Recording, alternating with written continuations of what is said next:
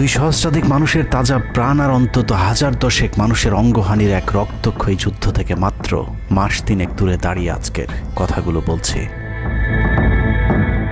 শহরের রাস্তায় এখনো শহীদ ওয়াসিমদের রক্তের ছোপ ছোপ দাগ লেগে আছে।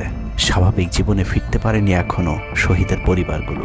ইয়ামিনের মা হয়তো কাউকে পেলেই জানতে চাইছে আমার খোকার উপর কিসের এত রাগ ছিল ওদের।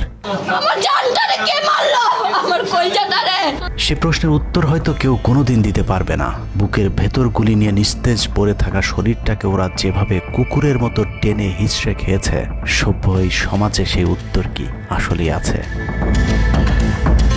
পুড়ে যাওয়া লাশগুলোর কথা মনে করে সারা জীবন হয়তো হৃদয়টা পুড়তে থাকবে হতভাগা সেই মায়েদের। শহীদ ওমরের মা এখনো মানুষ পেলেই হয়তো প্রশ্ন করছে, আমার ছেলের বুকে ওরা এতগুলো গুলি কেন করলো? মারার জন্য তো একটা গুলি যথেষ্ট।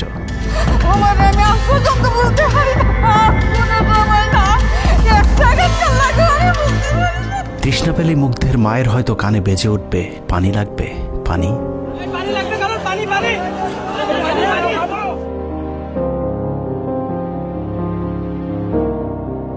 শুনেছি স্বাধীনতা অর্জনের চেয়ে রক্ষা করা অনেক কঠিন। স্বাধীনতার এই পতাকা সমুন্নত রাখতে যারা জীবন দিয়েছেন তাদের সে রক্ত যেন বৃথা না যায়। এ পতাকার জন্য যেন আর কাউকে জীবন দিতে না হয়। স্বাধীনতার এমন যুদ্ধ আর দেখতে চাই না। এ যুদ্ধের প্রতিপক্ষ অনেক হিংস্র, খুব নিষ্ঠুর। ওরা বুকে গুলি নিয়ে কাতরাতে থাকা মানুষকেও শান্তিতে মরতে দেয় না।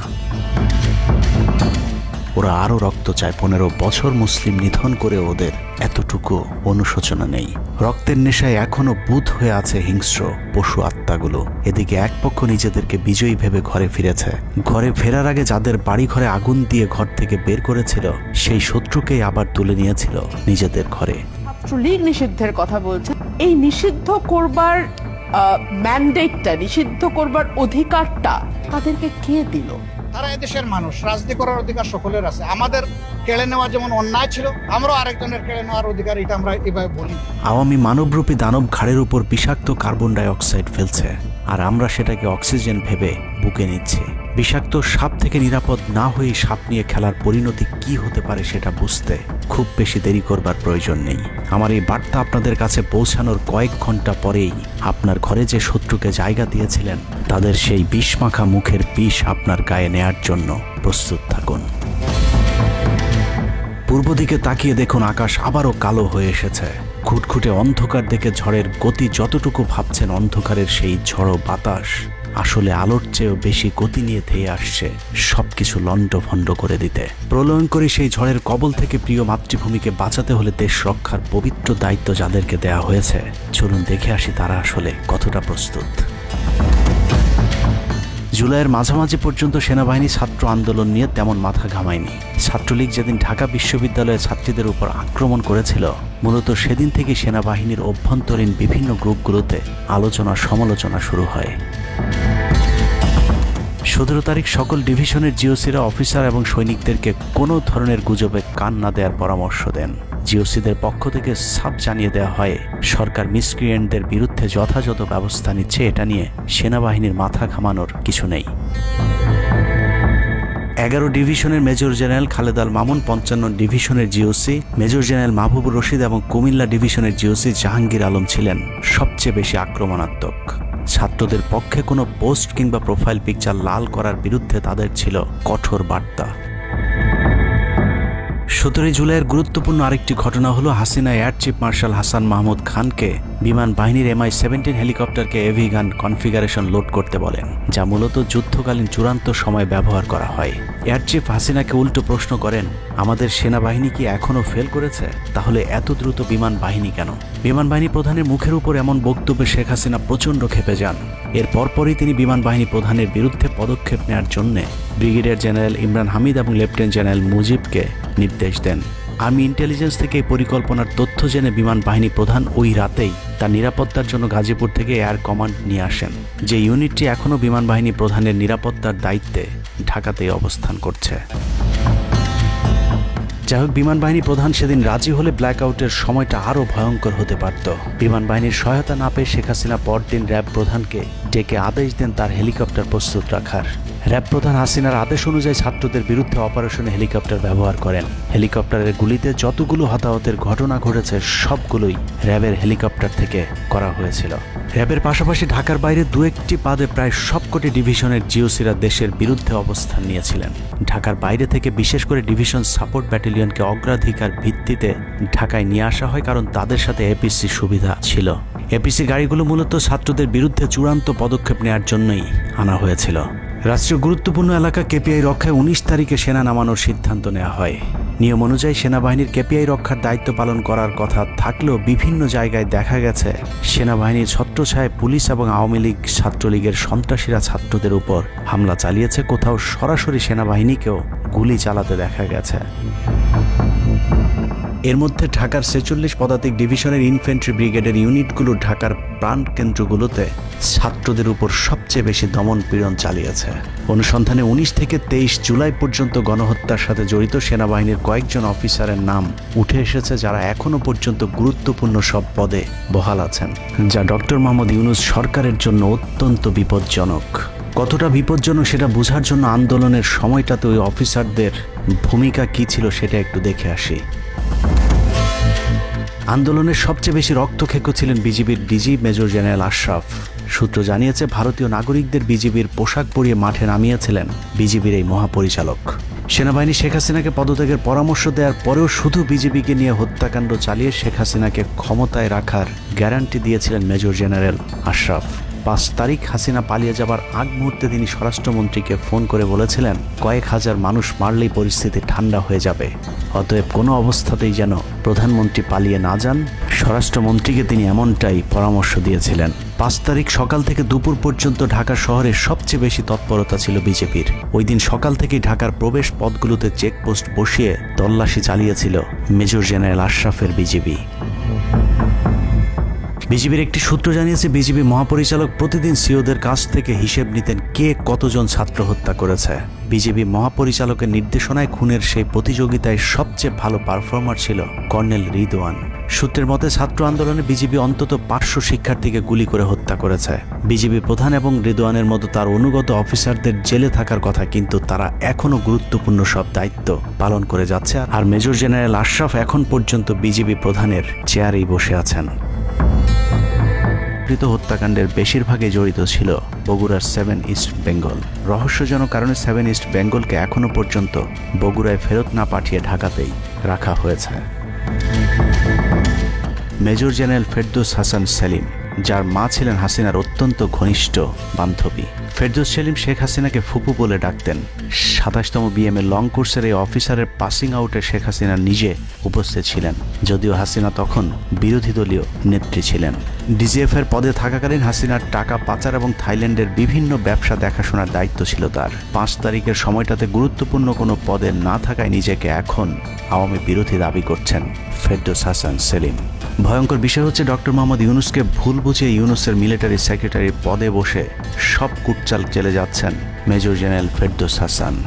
গ্যারান্টি দিয়ে বলে রাখলাম, সুযোগ পেলে সবার আগে ডক্টর মোহাম্মদ ইউনূসের মিলিটারি সেক্রেটারি নিজেই ইউনূসের গলা চেপে ধরবে। অতএব যত দ্রুত সম্ভব ডক্টর মোহাম্মদ ইউনূসের মিলিটারি সেক্রেটারির পদ থেকে তাকে সরাতে হবে। শেখ হাসিনার গণভবন ঠেকাতে সবচেয়ে বেশি শক্ত বলয় তৈরি করা হয়েছিল। অনুসন্ধানে জানা যায়, শেখ হাসিনাকে রক্ষা করতে গণভবনের আশপাশে সেনাবাহিনীর অন্তত 13টি অস্থায়ী চেকপোস্ট বসানো হয়েছিল, যেখানে east Bengal regiment, field regiment artillery, Bangladesh infantry regiment, infantry brigade headquarter সহ সেনাবাহিনীর বেশ কয়েকটি চেকপোস্ট বসানো হয়েছিল শুধুমাত্র শেখ হাসিনাকে রক্ষা করার জন্যে। সেনাবাহিনীর এসব আর্মি অফিসারদের সম্মিলিত অপারেশনে ছাত্রদের উপর চালানো হয়েছে নির্মম নৃশংস হত্যাযজ্ঞ। কিন্তু এই হত্যাকাণ্ডই সেনাবাহিনীর ভেতরে থাকা দেশপ্রেমিক অফিসারদের বিবেকের দরজা খুলে দিয়েছিল। 20 থেকে 23 জুলাই ইন্টারনেট বন্ধ করে যে পৈশাচিক হত্যাকাণ্ড চালানো হয়েছে, সেই দৃশ্য যখন একের পর এক সামনে আসতে শুরু করেছিল, তখন সাধারণ মানুষ যেভাবে স্তম্ভিত হয়েছিল, ঠিক একইভাবে সেনাবাহিনীর বিবেকবান জুনিয়র এবং মধ্যম সারির অফিসারদেরকেও ব্যাপকভাবে নাড়া দেয়। ভিডিওগুলো যত ছড়িয়ে পড়ছিল, ততই থমথমে হয়ে উঠতে থাকে সেনাবাহিনীর অভ্যন্তরীণ পরিবেশ। 27 তারিখ প্রাপ্ত গোয়েন্দা তথ্যের ভিত্তিতে সেনাপ্রধানকে জানানো হয় পরিস্থিতি নিয়ন্ত্রণের বাইরে চলে যাচ্ছে। কোনো অবস্থাতেই প্রধানমন্ত্রীকে ক্ষমতায় রেখে পরিস্থিতি নিয়ন্ত্রণ করা সম্ভব নয়। গোয়েন্দা ওই রিপোর্টে আরও জানানো হয়, সেনাবাহিনীর ভেতরে বিদ্রোহের আশঙ্কা দেখা দিয়েছে। বিশেষ করে মধ্যম সারি এবং জুনিয়র অফিসারদের ভেতর ব্যাপক অসন্তোষ লক্ষ্য করা যায়। একই রিপোর্ট প্রধানমন্ত্রীর অফিসকেও অবহিত করা হয়। সেই রিপোর্টের পরেও কঠোর অবস্থানে যাবার সিদ্ধান্ত নেওয়া হয় সরকারের পক্ষ থেকে। এদিকে গোয়েন্দা রিপোর্টের প্রেক্ষিতে সেনা ইউনিটের মধ্যম সারি জুনিয়র অফিসার এবং সৈনিকদের উপর কঠিন সামরিক গোয়েন্দা নজরদারি চলতে থাকে, যে কারণে প্রচণ্ড ক্ষোভ থাকলেও কোনো ধরনের পূর্ব প্রস্তুতি ও পারস্পরিক যোগাযোগ না থাকায় সেনাবাহিনীর দেশপ্রেমিক অফিসার ও সৈনিকেরা কিংকর্তব্য বিমূঢ় হয়ে পড়েন। 27-28 দুই দিন এভাবেই টান উত্তেজনার মধ্য দিয়ে কেটেছে। 29শে জুলাই শেখ হাসিনাকে পরিস্থিতি সম্পর্কে ধারণা দিতে সেনাপ্রধান সারা দেশের অফিসারদেরকে নিয়ে সেনা সদরের হেলমেটে একটি ভিডিও টেলিকনফারেন্সে দরবার গ্রহণ করেন। সেই কনফারেন্সে অপারেটরের অসাবধানতাবশত স্ক্রিনে হঠাৎ করে ক্যামেরা টার্ন অফ করা HPM নামে একটি বক্স ভেসে উঠেছিল। এরপরে উপস্থিত অফিসারেরা হাসিনার উপস্থিতির বিষয়টি বুঝে ফেলেন। অনেকের ধারণা শেখ হাসিনা উপস্থিত আছেন এটা বুঝাতেই HPM বক্সটি সবাইকে দেখানো হয়েছিল, যেন কেউ কোনো ধরনের অভিযোগ করতে না পারেন। কিন্তু সবাইকে অবাক করে বেশ কয়েকজন অফিসার তাদের ক্ষোভের কথা জানান। এর মাঝে রাজশাহী CMH এর একজন মেজর র্যাঙ্কের নারী চিকিৎসক 19 থেকে 23 তারিখ পর্যন্ত চলা ছাত্র হত্যার বিভীষিকাময় বর্ণনা তুলে ধরে আবেগী এক বক্তব্য দেন। সূত্র জানিয়েছে, এ সময় সেনাবাহিনীর কয়েকজনকে কাঁদতে দেখা গেছে। একদিকে সেনাবাহিনীর উচ্চপদস্থ অফিসারদের মারমুখী অবস্থান, অন্যদিকে বেশিরভাগ জুনিয়রদের নিষ্ক্রিয়তার মধ্য দিয়ে সেনাবাহিনীতে স্পষ্ট দুটি ভাগ লক্ষ্য করা যায়। এরই মধ্যে সেনাবাহিনীর কাছে প্রাপ্ত গোয়েন্দা তথ্য অনুযায়ী যে কোনো সময় সেনাবাহিনীতে বিদ্রোহ দেখা দিতে পারে। বিশেষ করে লেফটেন্যান্ট কর্নেল থেকে নিচের অফিসারদের ভেতর ব্যাপক ক্ষোভের বিষয়টি গোয়েন্দা প্রতিবেদনে জানানো হয়। সেই প্রেক্ষিতে 3 তারিখ শর্ট নোটিসে আরেকটি টেলিকনফারেন্স কল করা হয়। মূলত ওই রিপোর্টের প্রেক্ষিতে হাসিনার বিশ্বস্ত ওয়াকার হাসিনা থেকে মুখ ফিরিয়ে নেন, কারণ হাসিনাকে বাঁচাতে গিয়ে তিনি নিজের জীবন বিপদে ফেলতে চাননি। 3 তারিখ কনফারেন্সের শুরুতেই সবাইকে ঠান্ডা রাখতে একটি মোনাজাত করা হয়েছিল। যে মোনাজাতে গুরুত্বপূর্ণ একটি দোয়া ছিল, রাব্বানা লা তাজআলনা মাআল কওমিজ জালিমিন, অর্থাৎ হে আল্লাহ, আমাদেরকে জালিম সম্প্রদায়ের অন্তর্ভুক্ত করবেন না। এ সময় পুরো দরবার রুমে পিন পতন নীরবতা লক্ষ্য করা গেছে। মূলত এই মোনাজাতের মধ্য দিয়ে ফয়সালা হয়ে যায় সেনাবাহিনী কাদের পক্ষে দাঁড়াবে। সেনা সূত্র থেকে পাঠানো এসব তথ্যে উঠে এসেছে সেনাবাহিনী কোন কোন এলাকায় ছাত্র জনতার উপর গুলি চালিয়েছিল এবং কতটা পরিকল্পিতভাবে মানুষ হত্যার ছক কষা হয়েছিল। 4 তারিখও সেনাবাহিনীর ভূমিকা ছিল অত্যন্ত অস্পষ্ট। কিছু জায়গায় সেনাবাহিনী ছাত্রদের পক্ষে, আবার কিছু জায়গায় ছাত্রদের উপর গুলিও চালিয়েছে। 4 আগস্ট সবার প্রথম 24 ডিভিশন চট্টগ্রামের GOC lieutenant general Mainur Rahman তার বাহিনীকে ছাত্রদের পাশে দাঁড়ানোর নির্দেশ দেন। 5 তারিখ সকাল পর্যন্ত আর্মির ভূমিকা ছিল অত্যন্ত সন্দেহজনক। সকাল 10টা পর্যন্ত আর্মি কড়াকড়িভাবেই দায়িত্ব নিয়েছিলেন। বিশেষ করে গণভবনের আশপাশে 12টা পর্যন্ত ছাত্রদেরকে ভয় দেখাতে কয়েক রাউন্ড লাইভ অ্যামুনেশন ফায়ার করা হয়। 4 তারিখ 3 বাহিনী প্রধান, পুলিশ প্রধান এবং DGDGF এর সারা রাত নির্ঘুম কেটেছে। 3 থেকে 5 তারিখ পর্যন্ত গুরুত্বপূর্ণ কিছু ঘটনা ঘটেছে, সেটা তুলে ধরবার আগে শেখ হাসিনার পালিয়ে যাওয়ার বর্ণনা দিয়ে আসা যাক। 5 তারিখ সকাল ঠিক 9টায় প্রধানমন্ত্রীর অফিসে গিয়ে শেখ হাসিনাকে পদত্যাগ করতে বলেন সেনাপ্রধান। শেখ হাসিনার কথা শোনার সাথে সাথে সেনাপ্রধানকে দৌড়ে মারতে আসেন। এ সময় 3 বাহিনী প্রধানকে অকথ্য ভাষায় গালাগাল করেন শেখ হাসিনা। জেনারেল ওয়াকারকে হাসিনা বলেন, তুই পুলিশকে দেখে শিখতে পারিস নাই। এ সময় বিমান বাহিনী প্রধান সজীব ওয়াজেদ জয়কে ফোন করে তার মাকে বোঝানোর জন্য অনুরোধ করেন। সজীব ওয়াজেদ জয় এটি জানার পর উল্টো আর্মি চিফকে তুই তুকারি করে হুমকি দিতে থাকেন, তোর কোন বাবা তোকে চিফ বানাইছে, তোর বউ ছেলে মেয়ে কে কোথায় আছে সবকিছু দেখে নেওয়া হবে। রাগান্বিত হয়ে এরপরে সজীব ওয়াজেদ জয় লাইভে গিয়ে আবল তাবল বকতে থাকেন। ঠিক আছে, শেখ হাসিনার পর আপনাদের কি হবে সেটা আমারও চিন্তার বিষয় না, আমার পরিবারের আর চিন্তার বিষয় না, আপনারা বুঝবেন। এরই মধ্যে 9:30 বেজে যায়। শেখ হাসিনাকে কোনোভাবে রাজি করাতে না পেরে সেনাপ্রধান হাসিনাকে 2টি বিকল্প দেন, পদত্যাগ অথবা গ্রেফতার। ওদিকে মিরপুরে বসানো সেনাবাহিনীর চেকপোস্টগুলো খুলে দেওয়া হলে বিনা বাধায় গণজোয়ার ঢুকে পড়তে থাকে। মবটি যখন গণভবন থেকে মাত্র 20 মিনিটের দূরত্বে চলে আসে, এ সময় সেনাবাহিনী এক প্রকার জোর করে শেখ হাসিনাকে পদত্যাগপত্রে সই করান। এ সময় SSF এর 2-1 এগিয়ে আসতে চাইলেও সেনাপ্রধান হাত ইশারা করলে তারা জায়গায় দাঁড়িয়ে থাকেন। পদত্যাগের পর শেখ হাসিনা জাতির উদ্দেশ্যে ভাষণ দেওয়ার অনুরোধ করলে সেনাপ্রধান হাসিনাকে বলেন, জীবন বাঁচাতে চাইলে দ্রুত গাড়িতে গিয়ে উঠুন, জনগণ গণভবনে ঢুকে পড়ছে। সেনাবাহিনীর মতে শেখ হাসিনা সেদিন মাত্র 5 মিনিটের জন্য বেঁচে গিয়েছেন, তা না হলে জনগণ তাকে ধরে ফেলত। হাসিনাকে গণভবন থেকে উদ্ধার করে বিমানে ভারত পাঠিয়ে দেওয়ার জন্য মোট 3টি রুট প্ল্যান করা হয়েছিল। প্ল্যান এ, গণভবন থেকে গাড়ি বহরে বিমান বাহিনীর ব্লু স্কাই স্কুলের গেট দিয়ে তেজগাঁও বিমানবন্দরে ঢুকে ঢাকা সেনানিবাসে প্রবেশ এবং তারপর বিএএফ বেস দিয়ে বিমান বাহিনীর রানওয়েতে প্রবেশ।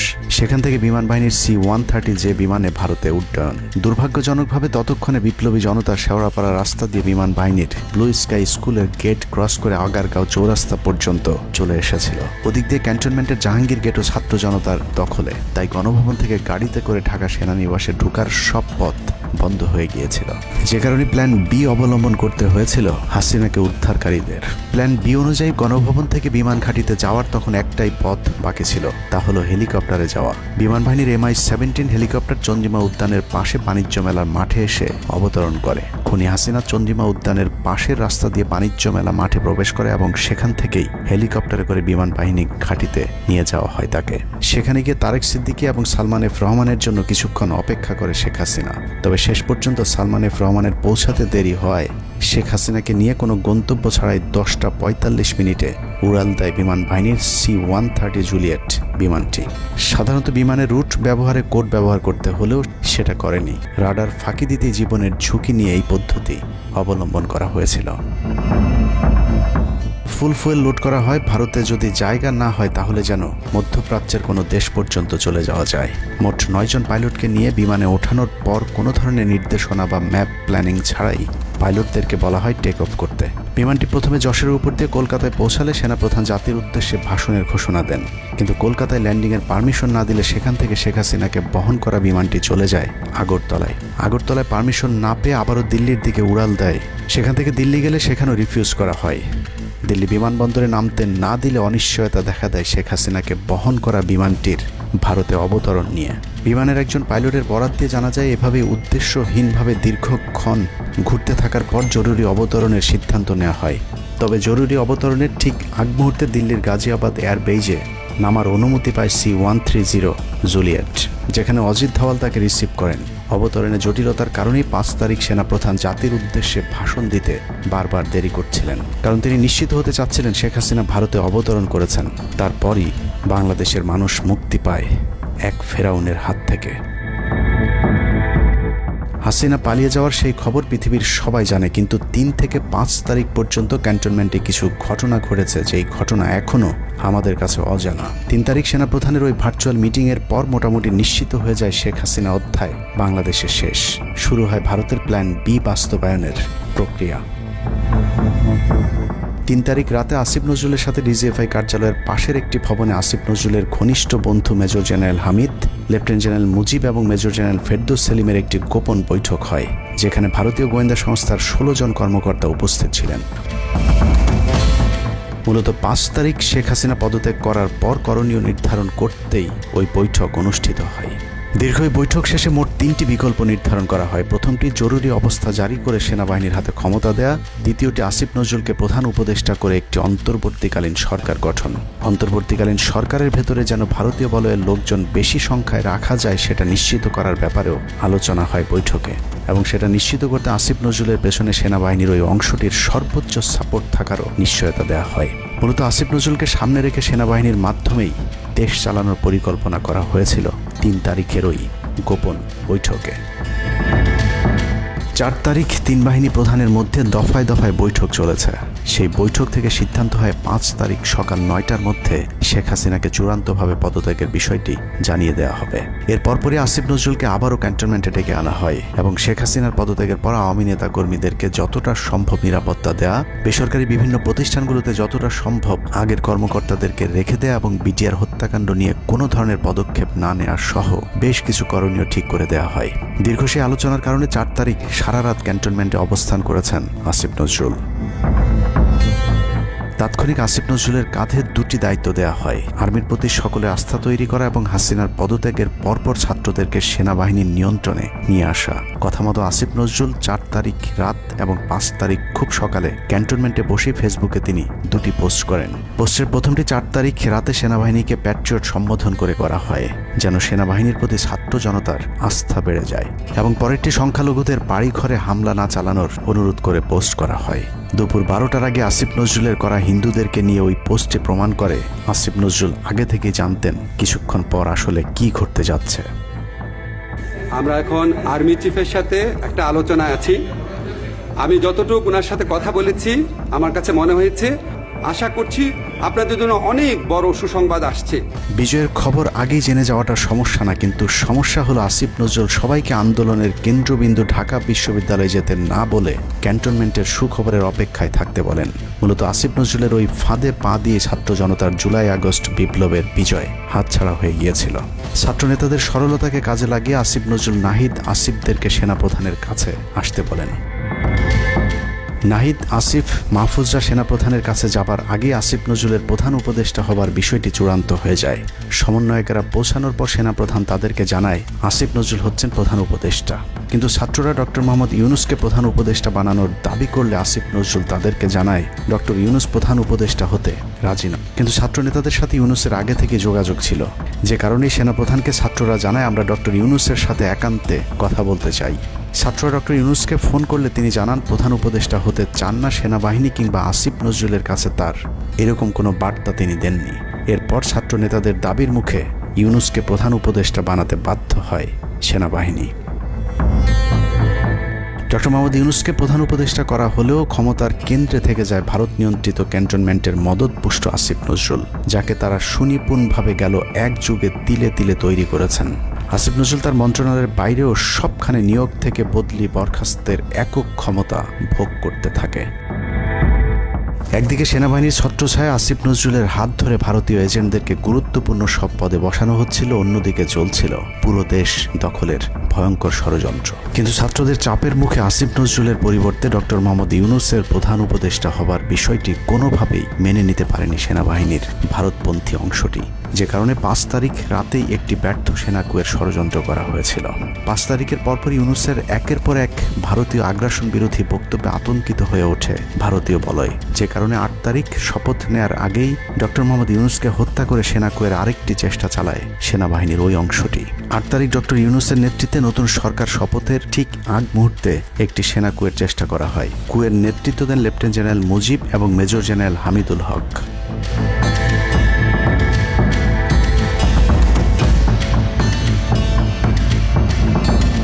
কিন্তু পশ্চিমা একটি গোয়েন্দা সংস্থা বিষয়টি দ্রুত সেনাপ্রধানকে জানালে জেনারেল ওয়াকার তাদের পরিকল্পনা ভণ্ডুল করে দেয়। সেনাপ্রধান তাৎক্ষণিকভাবে লেফটেন্যান্ট জেনারেল শামীমকে পিএসও এএফটি থেকে সিজিএস হিসেবে নিয়োগ দেন এবং মুজিবকে কিউএমজি থেকে আটডগে বদলি করেন, যদিও 8 তারিখ রাত থেকেই মুজিব পলাতক রয়েছেন।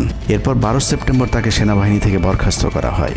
একই দিনে লেফটেন্যান্ট জেনারেল হামিদুলকে স্বেচ্ছায় অবসরে পাঠানো হয়। এনডিসি থেকে মেজর জেনারেল সাইফুলকে মিনিস্ট্রি অফ ফরেন অ্যাফেয়ার্স এবং চিফ অফ জেনারেল স্টাফ শাহিনকে এনডিসিতে পাঠানো হয়। কয়েকজনের ব্যাপারে পদক্ষেপ নেওয়াটা যেমন স্বস্তির, তেমনি ষড়যন্ত্রকারীদেরকে যেখানে বদলি করা হয়েছে তাদের প্রতিটি পদই অত্যন্ত গুরুত্বপূর্ণ, যা বর্তমান সরকার এবং দেশের স্থিতিশীলতার জন্য চরম বিপজ্জনক। কতটা বিপজ্জনক সেটা জানতে চলুন শুরুতেই যে প্রলয়ঙ্কারী ঝড়ের কথা বলেছিলাম সেখানে ফিরে যাওয়া যাক। ভারতীয় গোয়েন্দা সংস্থা 5 তারিখের পর থেকে দেশে নানাভাবে একটা সাম্প্রদায়িক দাঙ্গা বাঁধানোর চেষ্টা চালিয়ে যাচ্ছেন, যেটাকে কেন্দ্র করে বাংলাদেশে একটা সামরিক অভিযান চালানো যায়। এই দাঙ্গা বাঁধাতে ভারতীয় গোয়েন্দারা আওয়ামী লীগ, হিন্দু এবং ইসকনকে কিভাবে ব্যবহার করছে সেই পরিকল্পনার ছক এখন বাংলাদেশি গোয়েন্দাদের হাতে। একটি গোয়েন্দা সংস্থা থেকে যেসব তথ্য আমার কাছে পৌঁছেছে তা রীতিমতো এই দেশের অস্তিত্বের জন্য হুমকি স্বরূপ। আওয়ামী লীগ, হিন্দু আর ভারতের এই চক্রান্ত যদি সঠিকভাবে মোকাবেলা করা না যায় তাহলে অচিরেই বাংলাদেশের অবস্থা হবে হায়দ্রাবাদের মতো। জননেত্রী শেখ হাসিনাকে দেশ থেকে সরে যেতে বাধ্য করেছেন। বাংলাদেশকে নিয়ে ভয়ঙ্কর এই চক্রান্তে জড়িত আওয়ামী লীগ, সনাতনী এবং ইসকনের অন্তত 40টি হোয়াটসঅ্যাপ গ্রুপ এবং জুম মিটিংয়ের ভিডিও হাতে পেয়েছে গোয়েন্দারা। গোয়েন্দাদের কাছে প্রাপ্ত এসব তথ্যে যা উঠে এসেছে তা আটকে ওঠার মতো।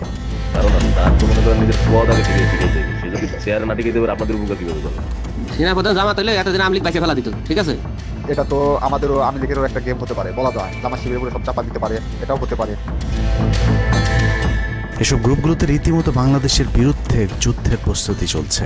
গ্রুপে তাদের সাথে সাবেক আওয়ামী লীগ সরকারের শীর্ষস্থানীয় নেতা থেকে বর্তমান সেনাবাহিনীতে চাকরিরত জেনারেল পর্যন্ত মাঝে মধ্যেই নাকি যোগ দিচ্ছেন। নানক ভাই থেকে শুরু করে আমাদের সুজিত দা, তারপর আরো অনেক টপ লেভেলের যারা মন্ত্রী, মিনিস্টার, প্রতিমন্ত্রী, তারপরে ইভেন কামাল ভাই।